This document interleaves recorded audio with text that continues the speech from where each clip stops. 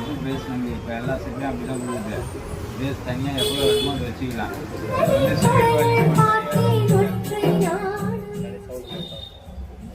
Side வால்யூம்னா surround left right centre எல்லாமே இதில் ஏறும். சப்பு மட்டும் தரு பாருங்க, தனியாக எவ்வளோ வேணுமோ ஏற்றிக்கலாம். சரிங்களா? இதுக்கும் சம்மந்தம் இல்லை. பேஸ் எவ்வளோ வேணுமோ ஏற்றிக்கலாம். போதுமா? பேஸ் இன்னும் ஏற்றிக்கணும். ஏற்றினா உங்கள் ஸ்பீட் தாங்கணும்.